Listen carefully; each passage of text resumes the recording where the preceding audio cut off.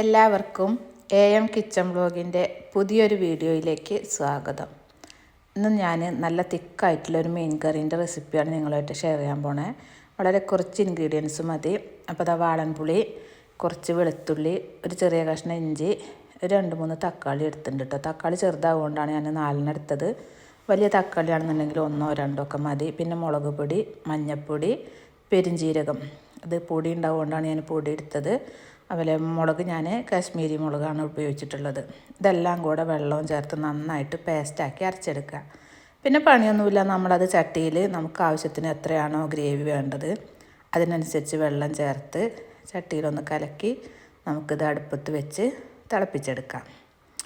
അപ്പം ഞാനിത് അടുപ്പത്ത് വെച്ച സമയം ഒരു ഫോൺ കോൾ വന്നു. അതുകൊണ്ട് ഞാനത് സ്റ്റൗ കത്തിക്കണമെന്ന് എടുത്തിട്ടുണ്ടായിരുന്നില്ല. പിന്നെ അത് ആ കറീൻ്റെ ആ ഗ്രേവിയൊക്കെ നന്നായി തിളച്ച് വന്നിട്ടുണ്ട്. ഇനിയിപ്പോൾ ഇതിലേക്ക് മീൻ കഷ്ണങ്ങൾ നമുക്ക് ചേർത്ത് കൊടുക്കാം.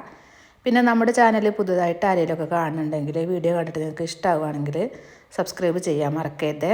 ഷെയർ ചെയ്യാനും ലൈക്ക് ചെയ്യാനും കമൻറ്റ് ചെയ്യാനൊന്നും മറക്കരുത്.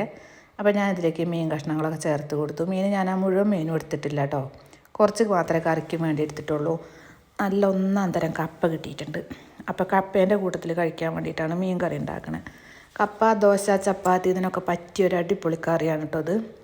ചോറിനും നല്ലതാണ്. അപ്പോൾ ഇതാ നമ്മുടെ കറിയൊക്കെ റെഡി ആയപ്പോൾ ഞാൻ അതിലേക്ക് കുറച്ച് കറിവേപ്പിലയും കുറച്ച് പച്ച വെളിച്ചെണ്ണയും കൂടി ഒഴിച്ചു കൊടുത്തു. ഇത്രയേ ഉള്ളൂ, നമ്മുടെ കറി ഇവിടെ റെഡിയായി.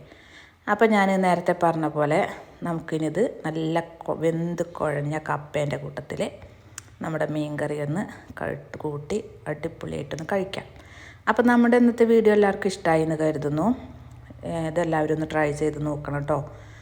പിന്നെ പുതിയൊരു വീഡിയോയുമായിട്ട് നമുക്ക് അടുത്ത ദിവസം വീണ്ടും കാണാം.